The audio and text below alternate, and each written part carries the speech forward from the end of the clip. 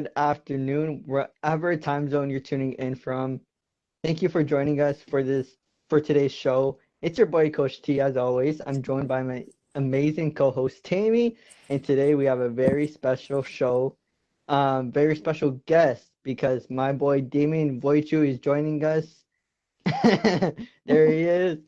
Not only Yes. is he an amazing person, but he's an amazing teammate for the Canadian Para Soccer team.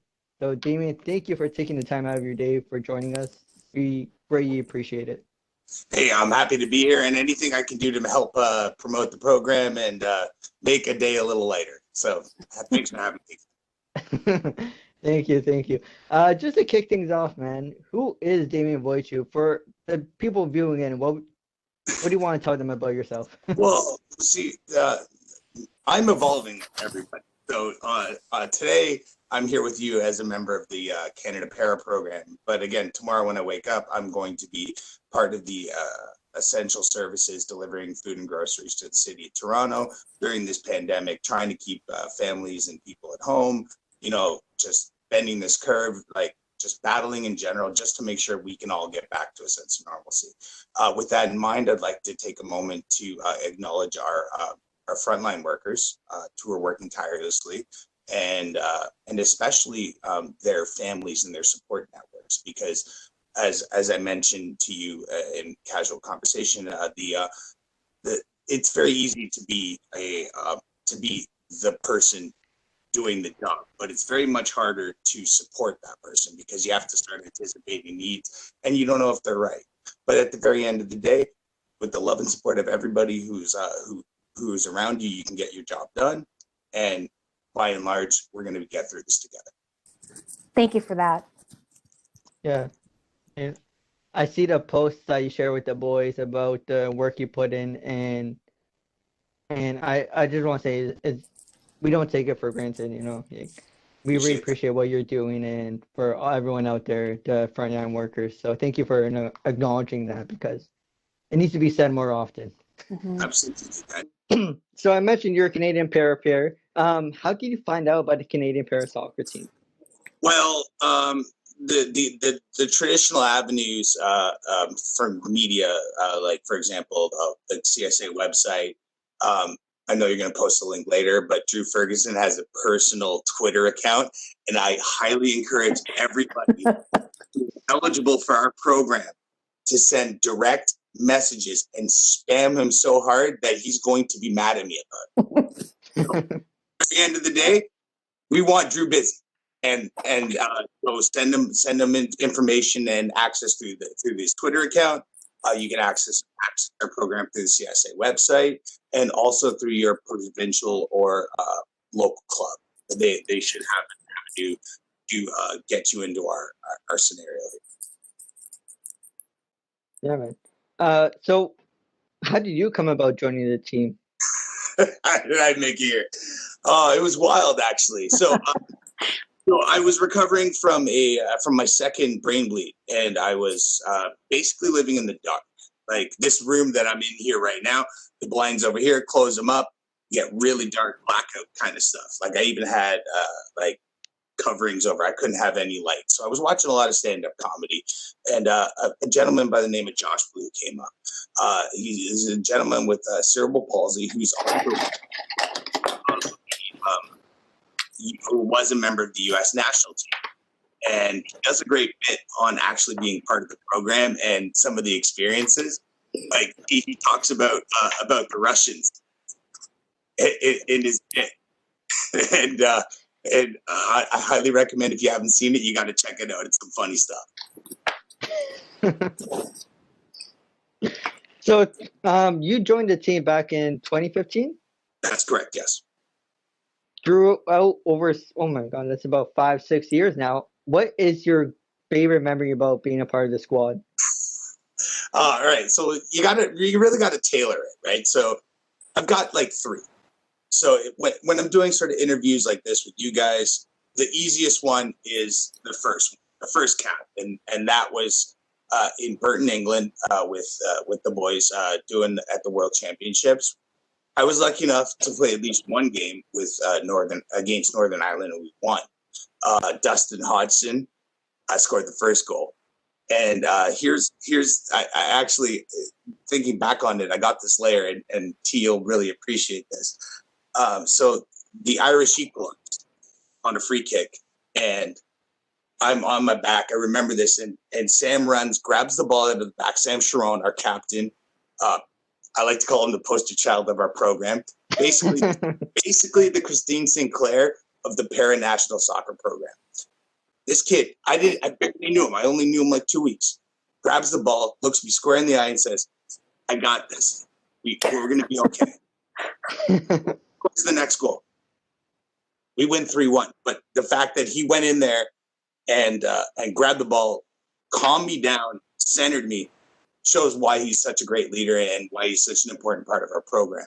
Now, the second story I'm going to tell you is about, like, if someone asked me, say, what's it like, traveling with the boys? Like, what's it like in the hotel? What's that life like? And I would say I love to prank. Until you know this, I'm a bit of a prankster. And in Denmark, we had a brand new guy. His name is Raji Kamoon. He's out of Montreal. Fantastic guy.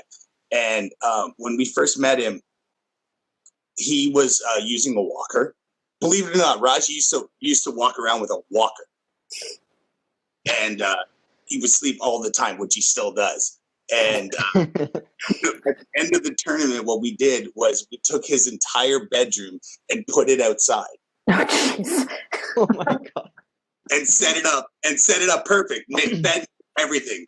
And when he went in the room, couldn't find his bed, he's freaking out, right? Because he's like, I'm tired, I want to go to bed. And I'm like, your bed's over here, bud. Go at it, take a nap. And the third, and this is, if you ask me what's my favorite story, I have to go to my teammate, Dustin Hodgson. Unfortunately, he had a bit of a bad ankle break a couple years back, so he's been working his way back into the lineup. Now, Dusty from your time with the program, and if he's not in the starting 7, he literally starts warming up when it's kickoff. Yeah. Usually behind me, he's warming up, and because I'm the goalie, and usually we don't get a very flattering color palette as a goaltender. Usually a lot of neon. Funny part is that it seemed that every time Dusty was behind me warming up, his bib matched my jersey. I turned to him. First thing I turned to him saying, "Guy, dude, the game just started. You're not going in, right? I'm having this. We're just taunting." And I'm like, and I know you're my biggest fan because you're wearing my colors right now. So that's Dusty for it. I love telling that story because it usually grinds his gears a little bit, and honestly, it's forever now. And for those tuning in, they're probably hearing these stories like, oh my God, I want to be a part of this crew. And just for a bit of context, to be eligible for a school, I need to have one of 3 conditions: an acquired brain injury, recovering stroke, or cerebral palsy. So, Damien, you mentioned brain bleed or something. Yeah. Can you go through your diagnosis and just talk us through how you went about it?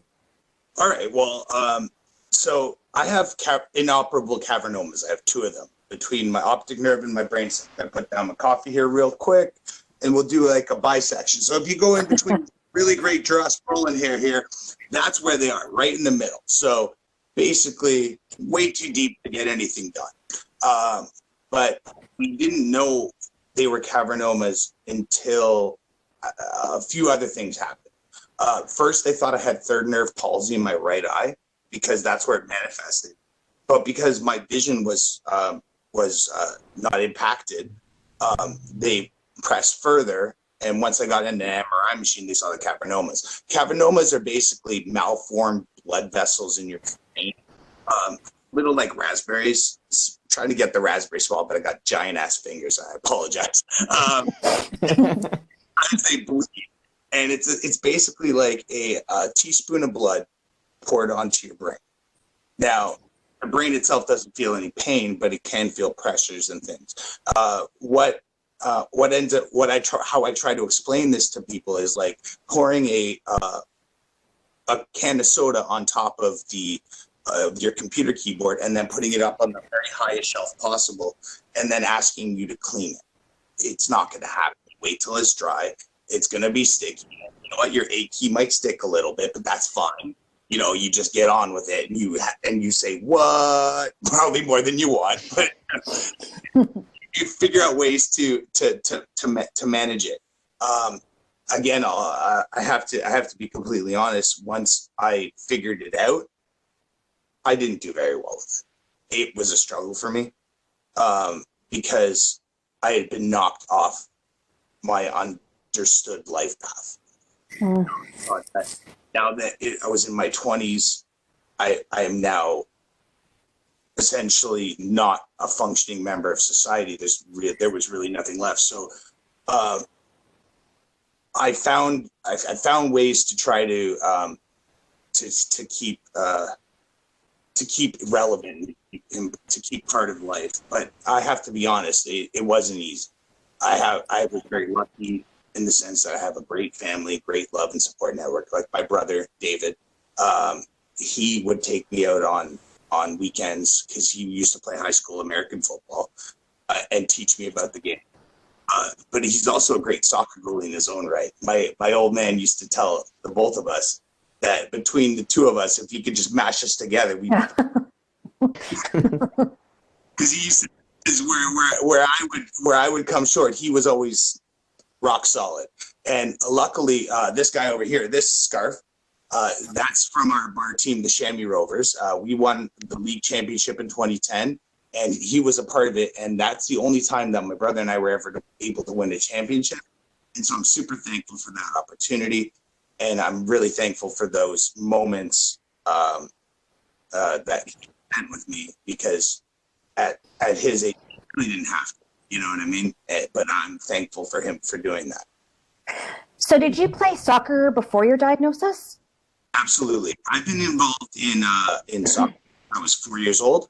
I started in the Islington Rangers program back in the 80s. The 80s. The Islington Rangers were split into sort of a heritage group as well, called the Ukrainian Youth Soccer Association, or Youth Soccer League, rather, UYSL, which was just an offshoot of Islington Rangers, where they brought Ukrainian heritage players together and their families to essentially create a league. It was focused a lot through like Ukrainian Catholic elementary schools, which I was a part of growing up. And from there, I moved into their rep system. I was playing U18 when I was 16, but that had happened a couple of years prior. So I was always playing 2 years or over my actual age up until amateur career. How does the diagnosis that you have affect your general well-being today? Well, it changed. Like there's a certain state, like static things that I'm dealing with. Sometimes balance issues. Sometimes I struggle with a little bit of vision stuff. Those tend to be like the constants. Second, there's naturally, because of the placement of these cavernomas, I personally have to accept the idea that maybe there are also behavioral modifying as well, because of the location. Like I always say, because one of them is between my arousal center, which is not like, like, because it's Valentine's Day, not that arousal center, but like your fight or flight response, right? Right. So like mine's a little skewed sometimes, and that actually helps me, where I won't pull out of a tackle that someone with, a little more up here, so to speak, might be like, you know what, we'll let that one go. Right. You know what I mean? And just I've seen you on the pitch many times, man, and it's true to say that this guy goes in head first, if anything. He just with your face, man. Actually, Actually, it's funny you mentioned that, T, because that's how you know how old of a goalie I am, because they don't teach the tactics and styles that I use on a day-to-day basis anymore because of things like traumatic brain injuries, like concussion. Right. The goaltending profession has basically changed since Peter Cech's head injury, and like diving at players' feet is not something that's encouraged or taught anymore. But that's all I know how to do, and it is a rush. You mentioned Peter Cech, and it just got me thinking of professional athletes, sports heroes. Do you have a sports hero or someone you admire? Well, that's a good answer or a good question. I'm just trying to answer it the best I can. When I was growing up, right, like sports heroes are people to emulate in the people you want to have your style be a part of. And being a goalie in North America in the early 90s, there weren't a lot of heroes. So we had two, or at least I did. Casey Keller, U.S. men's national goalie, and Craig Forrest, Canadian men's national goalie. And I just ate everything up. I was lucky enough to actually see Casey Keller play twice, once for Fulham over in England at Craven Cottage, and once in Toronto when he played for the Seattle Sounders. And I was actually lucky enough also to meet Craig Forrest himself at a TFC match. You remember the TFC match where we beat the Impact in like late November in the rain or whatever? Like that playoff win. How long ago? A couple, like 2018? No. First MLS Cup run. But I digress. That's okay. I met him at halftime. Fantastic person, taller than me. Important to mention. I don't look up to many people very often, literally or figuratively. So that was a great experience. And you say don't meet your heroes. I've been very lucky where every time I've met one of mine, it's been a positive one. Oh, that's good. Now, as I'm an adult, theoretically, I look for players who entertain. I look for players who my hero right now, without a doubt, is Zlatan. Love Zlatan. He is my favorite, and I'll tell you why. First, he's got the skills. Second, he's got the character, and third, everything he says, he backs up. You can hate him all you want, but just the guy's a human highlight reel, and the level of like it's so incredibly obvious it's a caricature, but it's hard to tell where he ends and his character begins, as it were. And that's I find incredibly entertaining. And I was actually lucky enough to be at BMO when he scored his 500 goal. Do you remember that one, T? Yes. I don't remember how it went, but I remember watching the game. Oh my God. So it was a free, if I'm not mistaken, it was a free kick up over the top. Zlatan comes in and roundhouse volleys it. Yes. I remember now. Oh, yeah. I was on my feet before the Galaxy fans were. I had just seen something incredibly beautiful in sport, and you know it's a special moment. And certain people can only do those things. Like in our program, like Sam Sharon scores Zlatan type goals for our program. Like this kid puts the program on his back every single time. And I love him for it, and I want the best for him. And so that's why I come out. That's why I'm coming out and talking to you guys, is because I want to create this like rockstar super band with Sam Sharon drums in the back, and we just the bass section, you know. Let's make it happen and give this kid the gold record he deserves. Yeah, 100%. And just to touch on that, just for context for the viewers, the way the 7-a-side soccer, para soccer works is you have to be placed into a category or classification. So based on your disability and how your body reacts to certain stresses, they'll do a bunch of tests. But basically, Sam is an F2 player. So he has, I want to say minimal, but not so minimal. And he doesn't have that great of an advantage either. So Sam is an F2 player, but Sam is incredible he can compete with the F3 players who have very minimal disability. Sam is one of, if not the greatest F2 player in the entire world right now. Yes. Yeah, he the kid is phenomenal. He's how old is he? 18? Your age, 23. Oh, he's 23? 22? Yeah. Oh, okay. Been around since I'm 13, if I'm not mistaken. You got to get him on the show. That kid's got stories. Yeah, the kid's phenomenal. I've talked to him. He said he wants to be on the show, but I'll see if we can actually make that happen. Just to carry off of that, even though Sam is one or the greatest F2 player, Canada's ranked 12th in the world. Compared to Australia, the US, the United Kingdom. What strives does Canada have to make to get back on par to being top 10 again?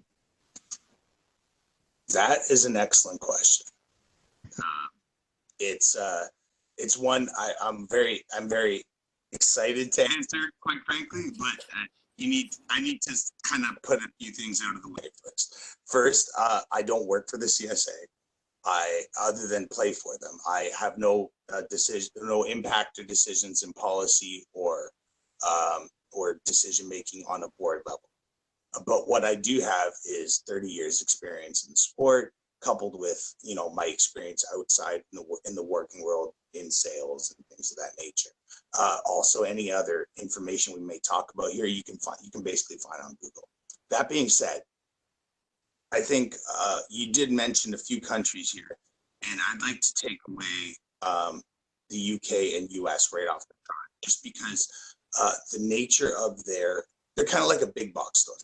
You know what I mean? Like they have more opportunities and different opportunities than we do, and I'll explain that in a moment.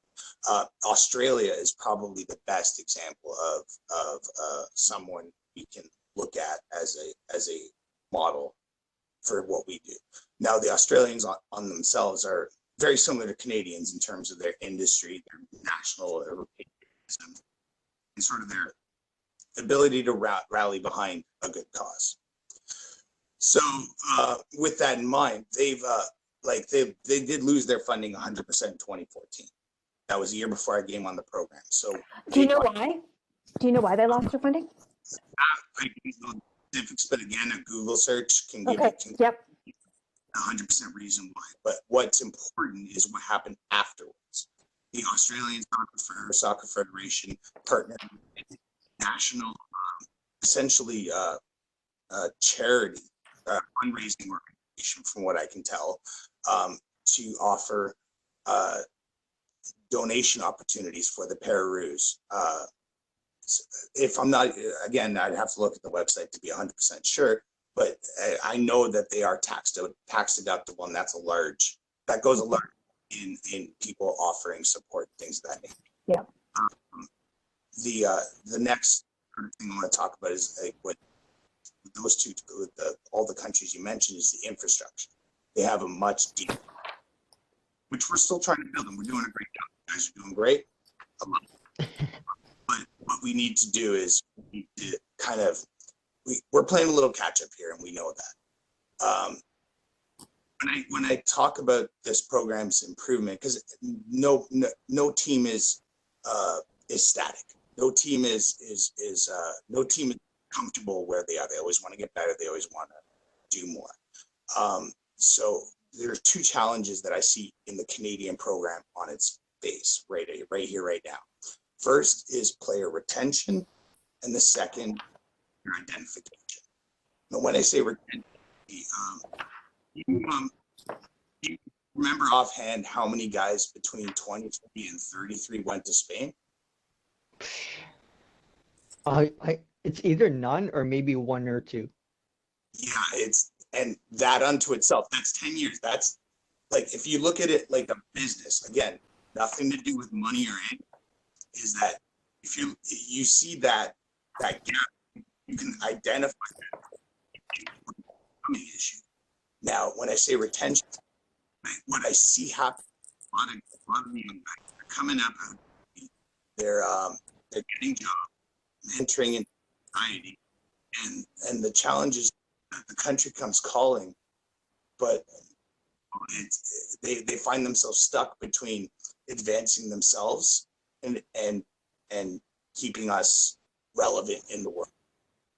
What I'd like to see is some sort of model alleviate type of concern, so that player is not worried about what's waiting for him, or what isn't, for that matter, and can go out and play the best they can and represent us the best way possible. And when I talk about identification, we're doing a great job on the ground with your programs such as yours. But what I'd like to see is we have a national media sponsor, and Bell Media. We'll call it out, Bell Media. They have a dedicated sports network, TSN, where national athletes, men and women, both been on various shows. Now, as to my knowledge, I've never seen a para-athlete on one of these. The last time a para-athlete made television was in 2015 at the Para-Pan Am Games on the CBC. Since I've joined the program in 2015, the only television media has been local. If we've done a tournament, or a camp, say in Whitby, it's like cable access. But again, we have TSN, a national sports media organization that could really kickstart our work here. You know what I mean? At the very is we can do a situation, like someone could be watching and thinking, hey, my kid could be a part of this, or my cousin, or my brother, my friend, or my coworker. But the point is, we can get the message out faster, and pull everything out from underneath. And that's about the identification part. But again, I'm going to go back to, once we have these kids, we got to keep them here. We got to find what we got to, that's what, again, going back to Australia, very low turnover.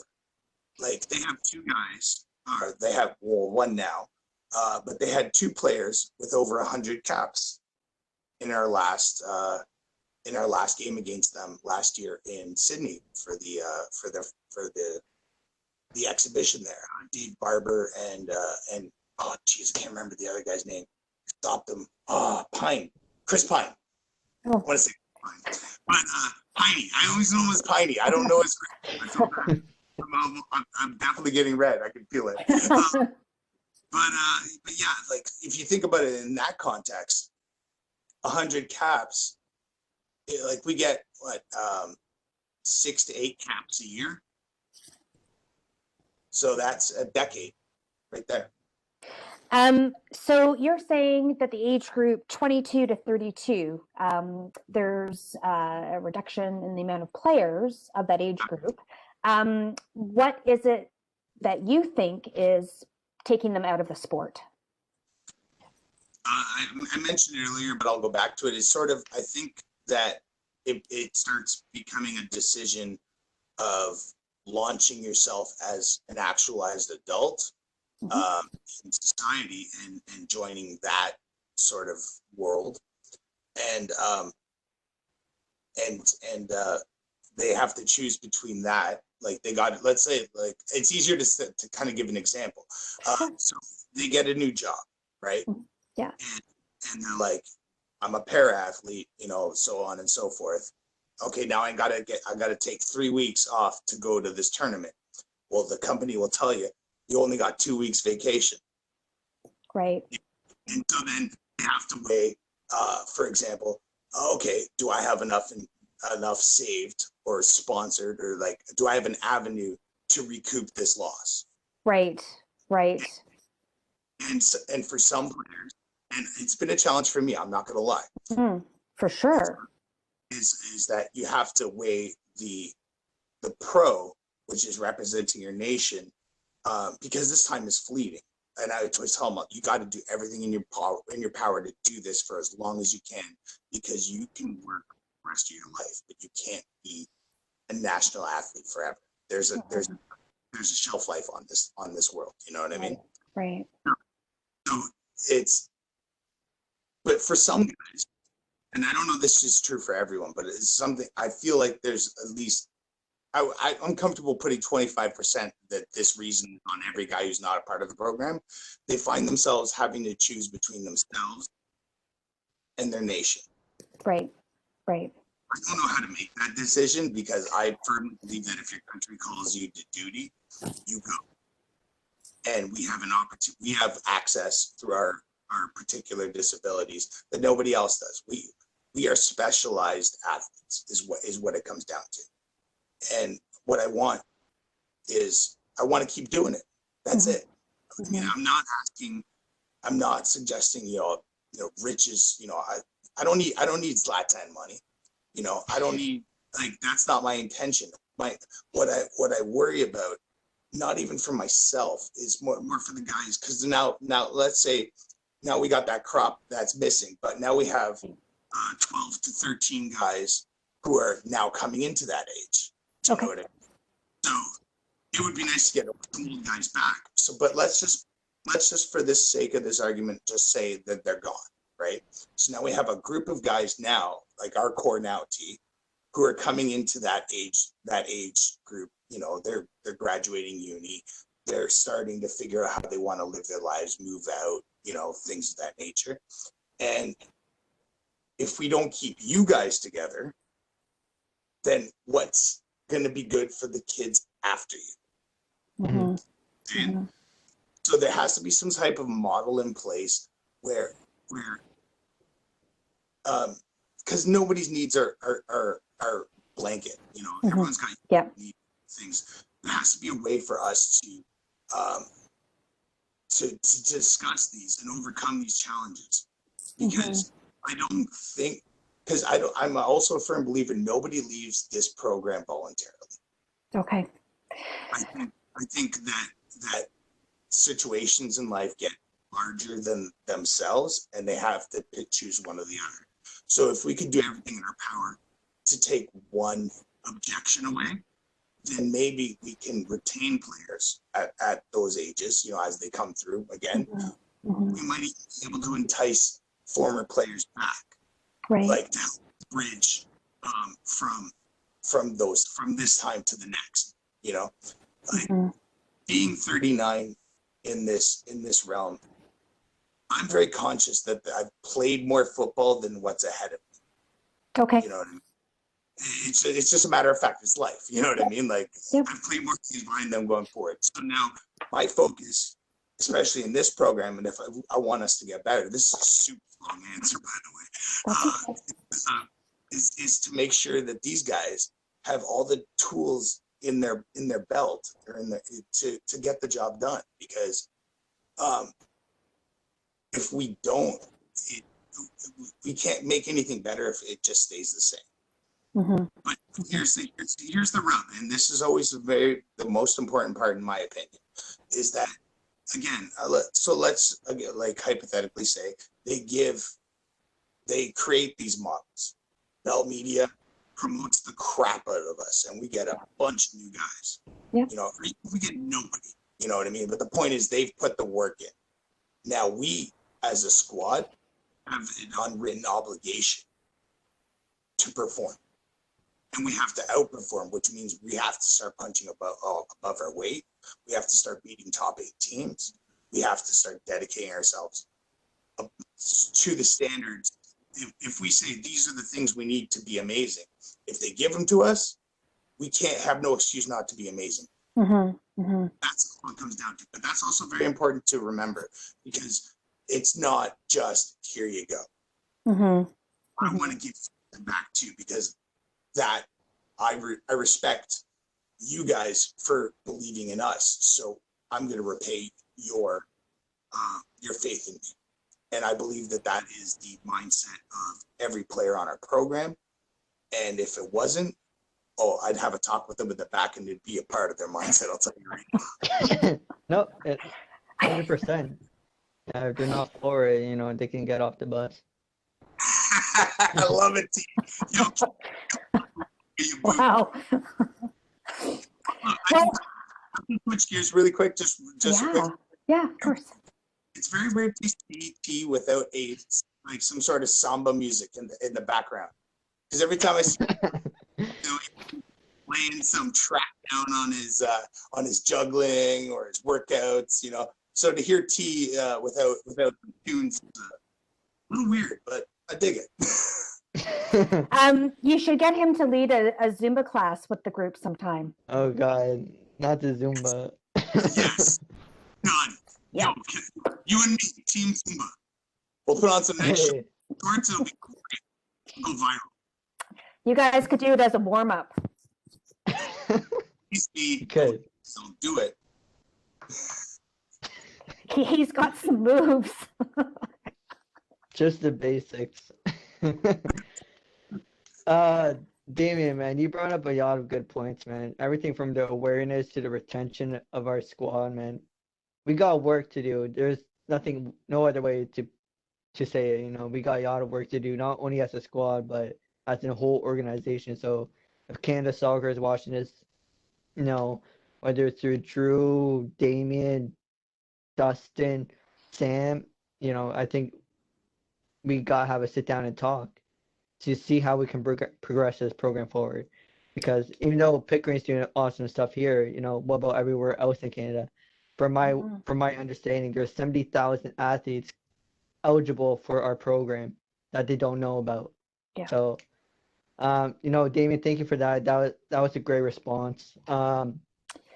Even at our level, though, T, at grassroots, there's still, and I think that we do a fairly good job advertising our program, but there's still so many people who could benefit from our program that just don't know about it. And so how do you access those people? We try to go through different avenues to reach our demographic, but there's still so many people who we could be helping that we just don't have a reach to. And we've tried reaching across the country. I mean, with one of our virtual programs that T is actually leading, it was originally just with our athletes. Because of COVID, we've switched to a completely virtual format. We've got 3 different programs we're running. And with the one program that T is leading, we're actually we've got athletes in Alberta that are participating in the program, which is good. Unfortunately, the all abilities programs that may be happening in where they're living are not happening right now. We're lucky that our board of directors is really supportive of our program. We've got Matt, who is an advocate for any person with any special need, always wanting to move our program forward. And I think that we're doing a lot right now. And I think that T wanted to touch on pathway as well. And we're trying to develop that with our club and be able to give our athletes that we see something special in a direction to go on to para soccer, to the national team, or switch over to rec program, or to become a coach. We're providing these opportunities for our current athletes so that, when they kind of age out of the program, there's something else out there for them. Well, it's actually, I'm glad you mentioned the program. Here's something. I don't know how this is going to come off, but I'll give it a shot. I firmly believe that one of the pathways for these people, for your players in your All Abilities program, should be integration into able-bodied 11 aside. The reason being is, should they be able to progress to our level, like to use mine, basically they got to run with the able-bodied people. Yeah. And when you look at again, I'm going to use Sam Sharon, the poster child of our fantastic program, Christine Sinclair, the para program, Samuel Sharon, and you see that he is better, not equal, better than I would say 90% of the able-bodied athletes I've ever played with. So, with that in mind, he would be selling himself short if he didn't go against the best competition out there. The reality is, he is the best competition out there. Voice praises till the cows come home. But you know, he's a super important guy in this process. And actually, and I'm going to go say this again, as far as like another, like if we ever manage national media coverage, I'll do the radio. But oh, come on. but Sam is definitely a great advocate for the program because he's given a quarter of his life to it. He's invested in it. I'm invested in him, and that's what propels me to keep going. And that's my retention. My retention is I would feel personally upset and like I failed him if I walked away from this program today. Right. You know what I mean? And that's not fair to someone who's given their life to something that's greater than themselves. And I have a role to play in this. T has a role to play in this. But as much as this is like a team, it's really a band. You know what I mean? We got Freddie freaking Mercury up here, you know what I mean? At the front. And you know what? That's the whole thing about Queen. It's just you got to make sure you play your instruments good. You know, I mean, it doesn't. And we can get it through.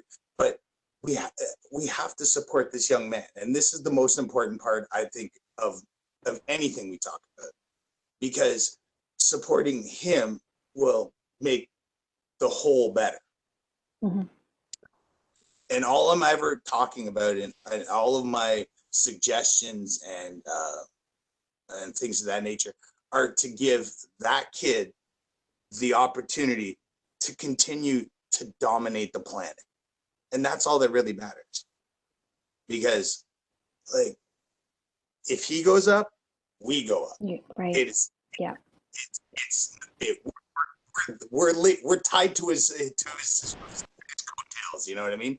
We're going. And I think a lot of people could be inspired by this young man's story. I think a lot of people could be. I don't think we can all be him. We can all be like him. You know, that's the message. And honestly, it sounds like I got a huge man crush on him right now, and I love that guy. Well, you talked about inspiration, man, and you're an inspiration too. For those people watching, Damien won back in 2018 Canadian Pair Award, and in the America's Cup won the Golden Glove. Just for context, further context, we faced some major competition: the Brazilians, the Americans, the Venezuelans, the Ecuadorians. We took some big hits, but if it wasn't for Damien, those hits would have been huge, way bigger. Damien was a showstopper during that tournament. So Damien, based off of your performance, you won the Golden Glove, you won the Canadian Pair of the Year award. What did it mean winning those awards? Oh, another good question. This one, I hope I explain it well, because it's not. I loved it.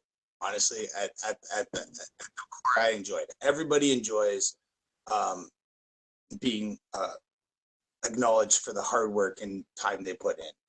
At the time, I had no idea that I was even getting consideration for this. I was just getting shellacked, as T said. That tournament, I saw more rubber. I saw more rubber than the. So when it came down to being awarded these things, I'm very grateful, but I'm also conflicted, because individual awards in a team sport are hard to accept if the team isn't also successful. Like, it's hard for me to be like, yeah, I'm the best player in the tournament, yet my team didn't qualify for the Pan Am Games in a match that I personally captained. Ouch.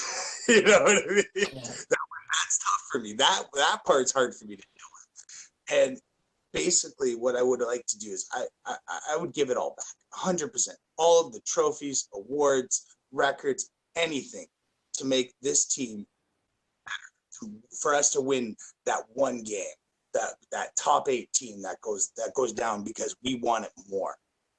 Like, I would give my entire trophy case to that initiative, and that won't change until I'm done. You know what I mean? Sorry, I'm just taking in everything you said, man. You're inspiration. I like it. You're the humble giant, man. Real quick, T, like, honestly, of the top 8 teams that are available to beat, I think we actually have a real good shot today of beating the Republic of Ireland and the Danish. The Dutch, sorry. We beat the Danes. They suck. Where is Canada in the standings? 12. 12. Okay. See, the reason I didn't include clubs like Australia and Venezuela in that conversation of clubs to beat is because those are the kind of clubs we're going to be scrapping with, and like for as long as we're going to be a part of this. Those mid, like, we're like, to give a football perspective on it, like, we're like kind of like a mid-table club, you know, like, we're not top 8. We're fighting for like Europa League stuff, you know, right in the middle. So every team in our ranking area is going to be a tough match, and it's going to be something that we have to really grind out and try to succeed at doing. And it's not always going to work, but we have to have the expectation of winning that game. That's the only way we can possibly progress and get out of our group. We have to beat someone equal or greater than us. Right. So is Australia in the top? Top 11. They're 11th now, or 11th or 10th. Oh, who's number 1? I think it's Ukraine. Yeah. Tosh now.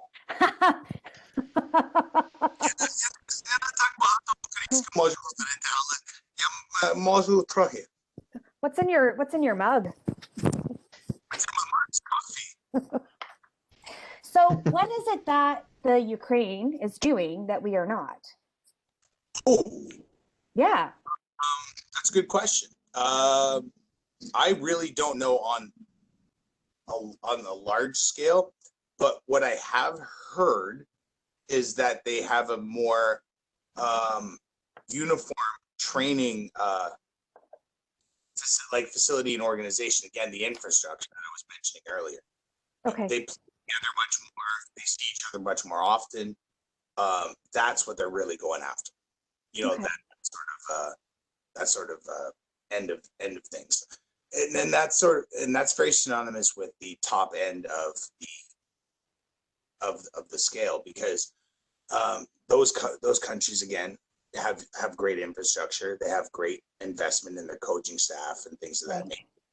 And basically, that's what gets them ahead, is that they have the opportunities because of investment off the pitch that makes them great on the pitch. And that's something we're catching up to. Okay.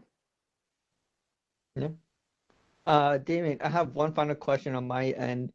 We started the conversation with you. We're going to end the conversation for the future generation based off of you. For those kids, teens, adults going through day-to-day life and whatnot, trying to achieve what they want to achieve, what advice would you give them?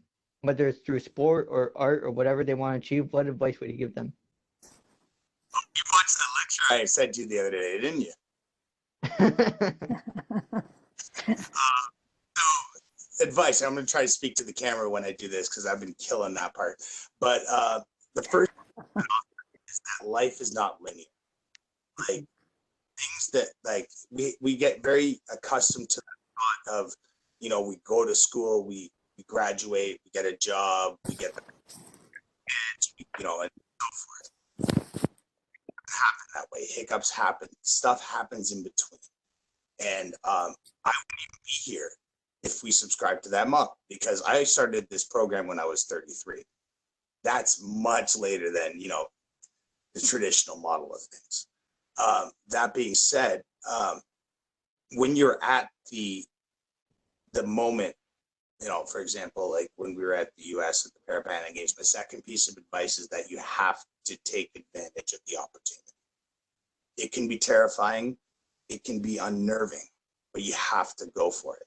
You have to leave it out because, we missed our last opportunity to go to the Parapan Games. The next one is in 2023. That would put me personally at 40, 41. I don't have a lot more kicks at a bronze medal. I had one in 2015 and I missed it, and it still haunts me. Like, I actually sometimes drive by the field and I can't even look at it. I just like, no. It's not cool. but the thing is, because I have those moments, I can appreciate the opportunity we have. Another piece of advice in this, is something I don't think I've mentioned to you before. It's important to have a hobby or interest that is 100% outside of your sports sphere. So like art, music, books, doesn't matter. Like, you're going to spend a lot of time in airports, a lot of time in hotels. You're going to spend a lot of time on your own, and you're going to spend it away from your ball. You're going to spend it away from the field. So you need to have something that rounds you out as a human being, because the more you round out as a human being, the more effective you are in your sport. And my final piece of advice is a lyric from the late great Gord Downey from the Tragically Hip in the song "We Kings," where he simply says, "No one's interested in something you didn't do." Yep. Oh, that's awesome, man. Thank you for that, man. That wraps up things on my end, Damien. I know, Tammy, you had some questions of your own. We do a speed round. So just give an answer that comes first to your head. Sounds good. Okay. We'll do a few. I'll let you know when the last one is. Okay. Would you rather go hang gliding or skydiving? Definitely skydiving. It's closest to diving at a player's feet. Batman or Spider-Man? Definitely Batman. Actually, I had a Batman shower curtain. Do you really? I'm dead serious, 100% dead serious. And it's a yellow bathroom, and I call it the Bat Room. That's awesome. That is awesome. Okay. Would you rather explore space or the ocean? Definitely the ocean, because honestly, I don't think we can look amazingly at the stars until we figured out everything underneath us. Okay. What other sports do you play? I play FIFA. I play a lot of video games, but I don't play a lot of sports outside of the para thing. Okay. However, you were talking about people having other interests. So what is something that you do when you are not playing soccer or working? Oh, I like to read. Okay. Actually, just a little bit of show and tell time. Here's a book for you, T. Soccer in Sun and Shadow by Eduardo Galeano. I highly recommend it. Usually on tour, and T can confirm this, I usually in my room have 4 or 5 books on the go at any given time. People like that amaze me. It takes me forever to get through a single book. So seeing people that are trying to get through 4 at once, it's amazing. I have a lot of admiration for authors of the past. I'm a big fan of Hemingway, Jack Kerouac, Jack London. A lot of the beat stuff is great reading. Who wrote Junkie? Oh, that was a great book too. Naked Lunch. I can't remember, but the author Burroughs. Okay. Burroughs. We'll fact check that. William Burroughs, he definitely did that. And Hunter S. Thompson is a great one. He did in Las Vegas. I read it on the flight from San Luis to Buenos Aires, actually. You do a lot of reading. Okay, so then who's your favorite author? Kerouac, definitely. Jack Kerouac. Okay. Cool. Favorite musician? Less Than Jake. That's right. Okay, I have to remember that. I'm gonna write that down. Okay, and one small thing that always makes your day better. Well, definitely coffee. But getting to wake up every day and having a loving and supporting partner who's doing well by me, really well by me, and I'm just very. It's Valentine's Day, so I got to throw a shout out, and so thank you, Daria. You've done. You're keeping me alive. So. Very sweet. Okay, the last one is, what is one thing you think everyone should do in their life? Oh, one thing. That's eat the most outrageous thing you can possibly think of. I think, and I'm going to rip off a line from that lecture I said to you the other day. If you don't go, you don't know. No. Yeah. I like to try to say yes to as many opportunities as possible, because if I do, then me as a person gets more rounded out, and then I have more to offer you. I have more to offer the world. So I think, and food is a great catalyst for this. And I think that if you find yourself in a position where you're like, I don't know if I want to try that, you know what? Chomp on it. Because that's how people learn. Like, people learn and love and educate through food. Yes. Yeah. And it's funny you mentioned this. So this is one of the most heartbreaking stories personally that I have. And T was there, if I'm not mistaken. We're in San Luis, Argentina. We are in the kitchen, or the banquet room area, and the Ecuadorians make this fantastic sauce called Ahi Sauce, and it goes on everything: breakfast, lunch, and dinner. And then you look over at the table at the Americans, and they have Heinz ketchup. They brought ketchup. They brought condiments, the whole gamut. I couldn't get enough of this delicious native sauce. It was fantastic. Right. Yeah. Heinz all over everything, and my soul died. Honestly, these fantastic people are cooking up some great food for you, trying to teach you about their culture and about where they come from and the types of food they have to offer. And you're throwing some Heinz 57 all over that. Like, it's just, you can't. That one hurts. It actually. Yeah. Yeah. This has been great. I've learned so much this last hour. T, as always, your questions, amazing. So you guys have both done a great job.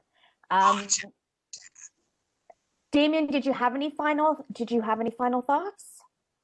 Yeah, there was something I wanted to read to T, but I can't remember where it is. Oh yes, here it is. It's from the book, buddy. You're gonna love this. This is something. It's from a section called the Author's Confession. It goes, years have gone by, and I've finally learned to accept myself for who I am, a beggar for good soccer. I go about the world, hand outstretched, and in the stadiums I plead, a pretty move for the love of God. And when good soccer happens, I give thanks for the miracle, and I don't give a damn what team or country performs. I love that. That's dope. I have no other words to say. Man, that resonates.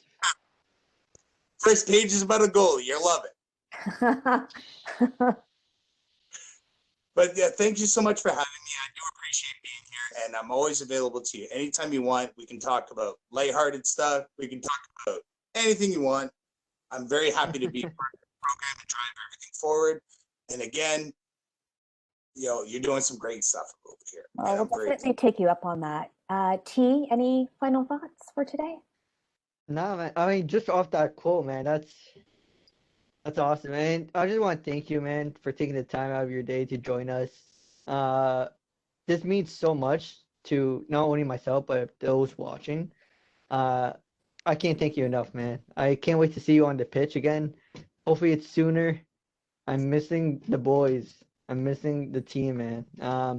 Thank you again, man. I have no words All right. Well, then on that note, happy Valentine's Day to you both. And thanks so much for today. Thanks for everyone. You know what? Stay safe. Wear your mask. Stay socially distant so we can be socially together when the time is right. Absolutely. And the things now, just do it, guys. Please. I want to play football again. So do we. So do we. All right. We'll see you guys. Hey, everybody. Welcome to our fact-checking portion of our presentation. Joining me is T, and we're just going to go through some of the conversation that we had with Damien, which was amazing. First of all, one of the topics that came up quite often is CSA, the acronym. So we just want to let everybody know that CSA stands for the Canadian Soccer Association. If you want more information about soccer where you live, check them out on their website. Lots of useful information on their website, and particularly about the pair team if you want some more information about that. Drew Ferguson, who is the coach of the pair team. Damien really encouraged everybody to contact Drew either via Twitter or his email address. So we are going to make both of those available as part of a slide at the end of this conversation. Drew is a former Canadian soccer player. He was on the men's national team, and he has been the Canadian para national soccer team coach since 2005. T, any interesting stories to share? Or? Interesting stories. Well, first off, Drew is an amazing coach. He's stern on the field as he should be, but he has a great personality. One of the funny things is that when we go to some competitions in America, like Ecuador, Argentina, he has a bit of trouble conversing. So most of the time, he'll pull me, who is Mexican, who knows Spanish, and he'll have me translate. He's like, tell them we have to go to the hotel right now. Tell them we have to go to the field at this time. So he always keeps you very close. Yeah, he kept me at arm's reach for most of the time. Those kind of journeys. That's awesome. And Damien also, he was telling us a little bit about his disorder. He has cavernoma, and that is a cluster of abnormal blood vessels usually found in the brain and spinal cord. He actually gave a really good description of it and where it is in his brain. In most cases, there's no clear reason why a person develops this. The condition can sometimes run in the family, and less than 50% of cases are linked to genetic reasons. Some of the symptoms of cavernoma are bleeding, seizures, headaches, weakness, numbness. So it seems like he's gone through quite a bit of that and has kind of come on the other side. He was talking about when he was first being diagnosed with this, that he was watching quite a bit and listening to Josh Blue, did a little bit of research on who he is. He is an American comedian and was voted the last comic standing on NBC's reality show Last Comic Standing. Blue has cerebral palsy, and much of his self-deprecating humor is centered on his life. So that's kind of cool. Now, one of the interesting things that we talked about was, and I'm going to say his name wrong, Petrachuk. There you go. So do you want to talk a little bit about what happened with him on the field? Yeah, sure. Well, Petrachuk is an iconic goalkeeper. Most people will recognize him for wearing a helmet for most of his matches. Played for Chelsea for many, many years. He's also a semi-pro hockey player. I forget for which team, but he did do some semi-pro hockey. Really? One of the That's reasons cool. yeah, it is pretty interesting. I forget for what team, but the reason he had to wear the helmet for most of his matches is because he suffered way too many concussions. Most notably, I forget in which match it was. He came out to a 50-50 challenge and ended up getting a foot in the head, so it aggravated his sentence way worse. And for further protection, I guess they felt it was necessary for him to wear a helmet for all of his matches after that. So that hit happened in 2006. And it was Hunt that dealt the blow accidentally, sadly. Do you know who Hunt is? Do you know what that player is? Do you know who that player is? I don't. I want to say James Hunt, but I feel like that's wrong.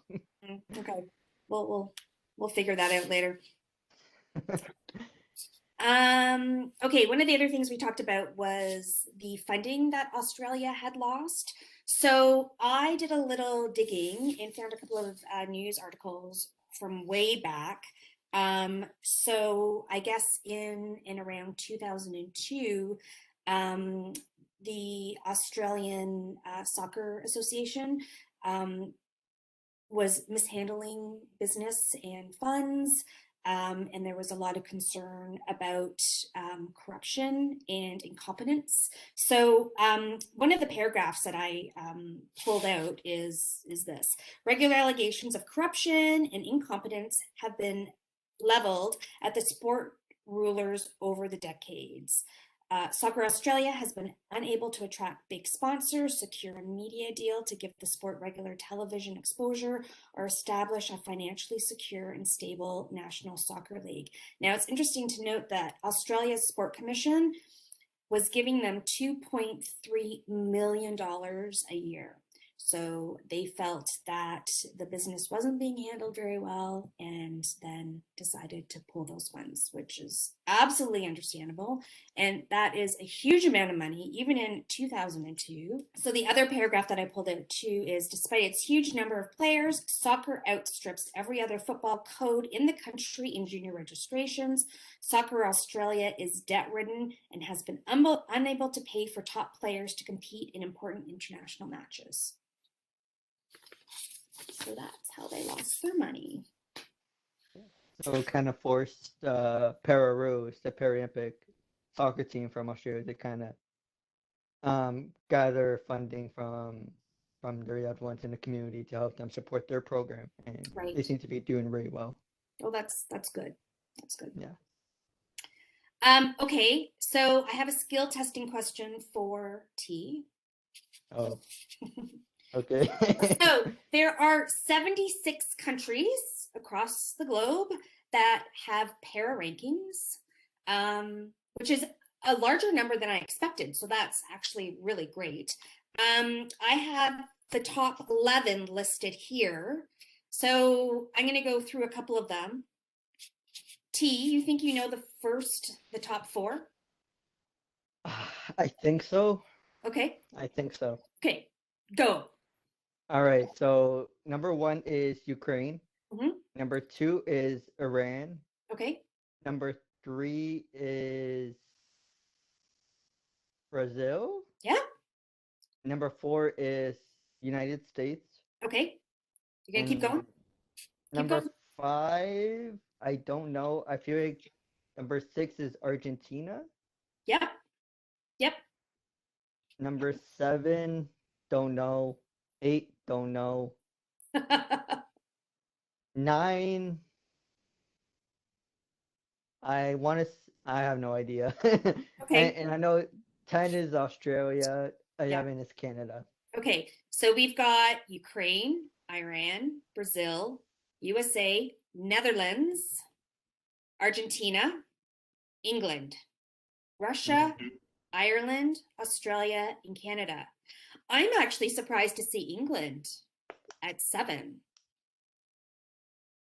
Not for any other reason, because my knowledge about sport isn't that great, but I always feel that, England sort of has the ball on the sport.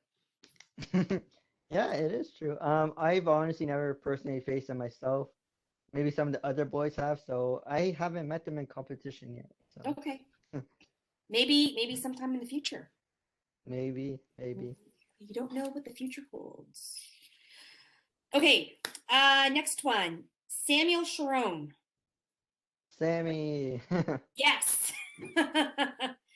Damien's man crush. Tell us about Sam. Well, Samuel Sharon is born in 96, so I'm assuming he's 21, 22 years old. He is our captain of the para soccer team here in Canada. Phenomenal player. Kind of keeps quiet to himself on the off day, but he really comes out pre-game and post-game. He has a great personality on and off the field. Not only is he a phenomenal player, he really sets the tone how we should present ourselves as Canadians when we travel abroad. So he's a great figurehead for our team and for our nation. So That's amazing that we he hope, has those leadership qualities at such a young age. yeah, he's been in part of the program for, I want to say at a very young age. So he's really grown with his team.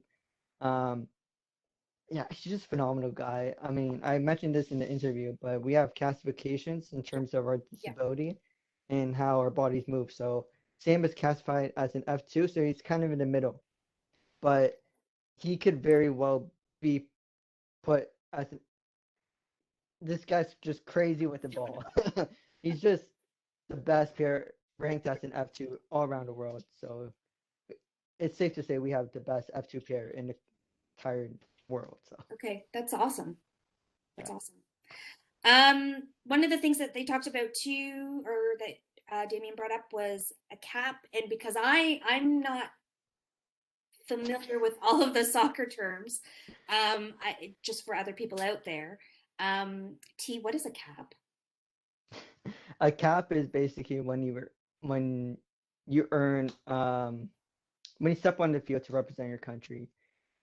Competing in a game is earning a cap. So whether you started from the full 90 minutes or 60 minutes, or if you just subbed in, that you're earning a cap. You're earning um, playing time, so you get rewarded a cap. Okay, I totally understand that. So the other word that we were sort of talking about before we started recording was a clean sheet, Yes. which I was calling a white sheet. It's okay. And Um, what is a clean sheet? So clean sheet is basically when a goalkeeper doesn't get scored on during a match. So 0 goals against him is a clean sheet. He made no mistakes to That's say this. awesome. Yeah. That's a good thing. That's a good thing. Mhm. Okay, so the next Para Pan Am Games are scheduled for 2023 in Santiago, Chile. Mhm. And we didn't talk about this as part of our discussion with Damien, but it was just kind of an interesting thing to kind of look forward to. And how is the team picked? How do they decide who goes to that event? Yeah, so a lot of it is put on us individually due to funding. We're scattered thin in terms of being able to get together and train together. So we're we got a lot of pressure on us to do the fitness at home. But once competition nears, so about a year before, um, we'll start doing inter squad trainings or kind of evaluations. So Right, if new athletes want to come out, this is kind of based in your region. So Ontario peers will play among Ontario, BC will train among BC, mhm, so on and so forth. Once we get closer, maybe 6 months before, the cream of the crop from BC, Ontario, Alberta, Montreal, wherever, they'll all come together for a full-on training camp, usually held at the Kia training facility of Toronto FC. And then we'll have another one maybe 2 months before competition. And then based on that, the coaches will decide what 12 players will be attending that competition. so how long are those training camps? Are they like a week, a month? Um, I mean, I understand, like, if people are coming from far away, they're leaving their lives, their jobs, families, whatever it is. So how does that happen? So usually the training camps, the main ones, so not the evaluation camps, the main camps are usually a weekend, 3 to 5 days. Okay.